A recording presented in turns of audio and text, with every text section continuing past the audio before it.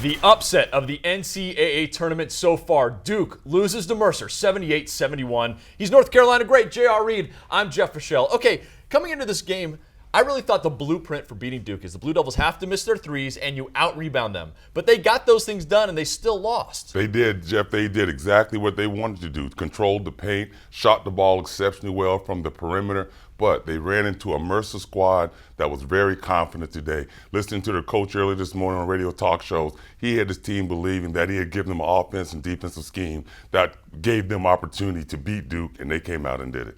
What does this say perhaps about the Duke program where we are now, that there was no intimidation at all by this team? Well, I think it's more of an indictment of college basketball as a whole. I think now with AAU basketball players knowing each other for years and playing against each other, and the schools having 5 or 6 or more seniors. The team who has the most seniors is going to be the most productive in the NCAA tournament, and we've seen this throughout most of the tournament early on. And Mercer, all 5 starters have started all 5 starters are seniors who've started all season long. And I think the one thing this exposed is something we had a concern with Duke all season long is their defense. Yes, and we know offensively, Jeff, that they're one of the best in the business of getting the ball in the basket. Jabari Parker and Rodney Hood on the perimeter. But we had questions defensively. It showed its head early on in the season, and I've seen this Duke team take a step back defensively from the Duke teams that we've seen in the past, and hopefully they can get this back on track for next year. But Duke's defense is usually a staple, and it just wasn't that this year. The offensive efficiency for Mercer in this game, 127.5. Wow. In other words, 127.5 points per 100 possessions,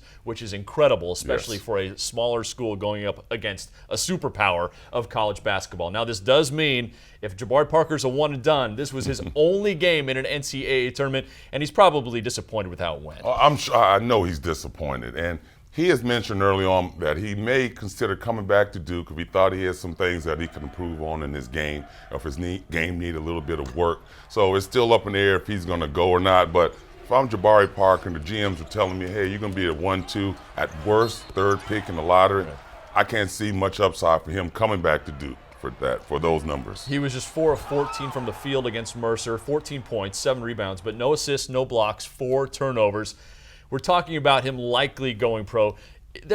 Sure, he probably wanted to have a bigger impact on the NCAA tournament, but it's hard to believe a top 3-4 pick would really come back just because of this. Yeah, it is hard to believe. I know he's a great kid with a great family background and loves the college life, but I know it's a bad taste in your mouth, Jabari, but don't worry. It gets greater later, young fella. You're going to have your opportunity to eat and eat well next year, but right now he's going to take some time, I'm sure, absorb this loss, spend some time with his teammates, his family, coaching staff, explore all of his options for next season, and then we'll probably hear what Mr. Parker will be doing later on. So Duke finishes the season 26-8. Jabari Parker, we would expect to turn pro. Rodney Hood has been talked about as a lottery pick as well. What does Coach K have next year?